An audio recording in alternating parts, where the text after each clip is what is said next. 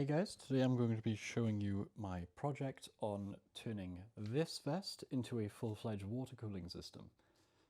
So here we have the Med Eng XREF water cooling vest. I chose this because I found it on eBay for £20, so that's most of my reasoning. The rest of the vests are basically the same, anything made by Med Eng or any other similar company. They'll all have the same basic piping system and proprietary connector that you should probably remove. So what are my requirements for this kind of thing? So, the first one is works in temperatures up to 30 degrees. Why does this matter? So, for something like the human body, you're going to want at least 80 watts of cooling, but as it gets hotter, if you're running, you're probably going to want closer to 100, 150, 300 if you're lucky. And the issue with cooling a human body as opposed to something like a computer is the tiny temperature delta. So if it's 30 degrees outside and my skin is at 35 degrees, there's only a delta of 5 degrees there, and you're only going to have a real 4 degree delta when it's actually running, which presents quite the problem. So with that, potentially active cooling. So I don't want to go into thermoelectrics because they're not very efficient. So TECs or anything like that, don't want to touch. Lasts up to 12 hours, goes straight into power efficiency again. So there we have potentially either pre-freezing or using refrigeration like the original unit does. Third requirement, doesn't look silly or like a bomb. It's going to be fairly easy to turn this into an actual product that works, but making it look like something that I can actually wear and take outside is far, far more difficult. There's also the same reason why I chose this color, which is that it looks far better than the blue one. Cheap, simply because I'm cheap, and if I'm spending 20 on a vest, do I really want a system that costs £200? No.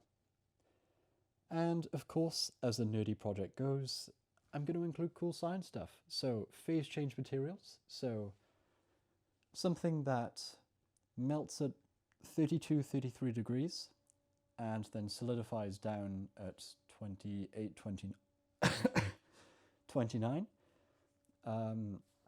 That way you have far more cooling capacity. Radiator cooling works really well for higher temperature deltas, so same with computer water cooling.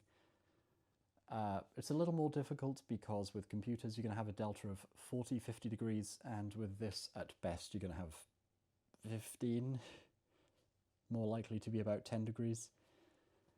And again, nerdy project, you've got to make it smart. So ESP32 for controlling the pump speed, and fans if I decide to go with radiator cooling.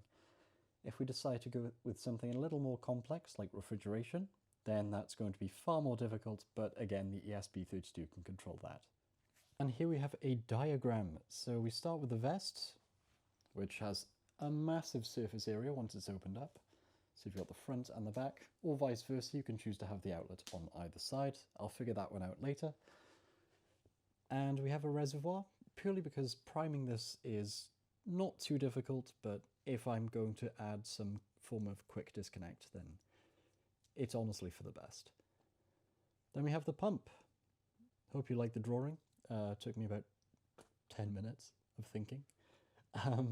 So, yep, the pump pulls from the reservoir and the pipe and goes straight through the radiator.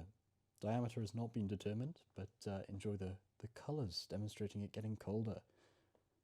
And once that's done, it'll go straight back to the bottom of the vest and work its way back up. So that's the very basic loop. That's going to be the ideal kind of delta. Say it's 25, 26 degrees outside, and maybe I'm wearing enough clothing that I need something that cools me. In a circumstance where it's 30 degrees, a radiator and pump setup is not going to be enough. If I'm not going to be outside for more than, I'm going to guess 2-3 hours, then I can probably have some form of thermal mass that's frozen. I'm not quite sure what I'd use for that. Nighthawk and Light has got a wonderful video on PCMs, so if you guys are curious about that, I go check that video out. I'll link it in the description. So the idea is, ideal conditions, this loop is perfect. It's the simplest way you can get it done. As soon as you get more difficult than that, you can add some form of cooling around the reservoir area to expand it. You can change the liquid you're using, so water plus a phase change material works incredibly well.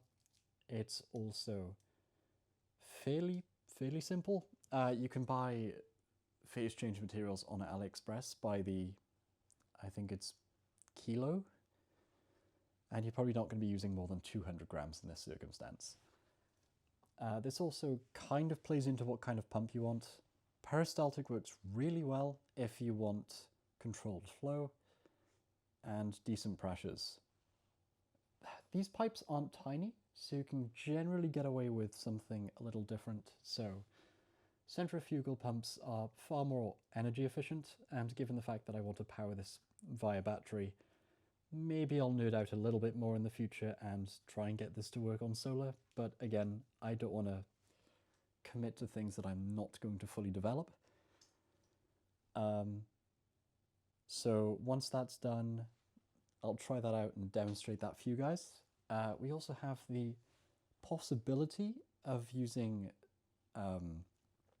refrigeration, though that's going to be fairly complex, and I truthfully don't have a clue where to start. I think I'd probably buy something off the shelf, maybe a chiller. There are small ones for cars, but if they use something for, no, if they use Peltier modules, then it's not efficient enough, and I'm going to have to get rid of the heat from that, which just complicates things far too much for this.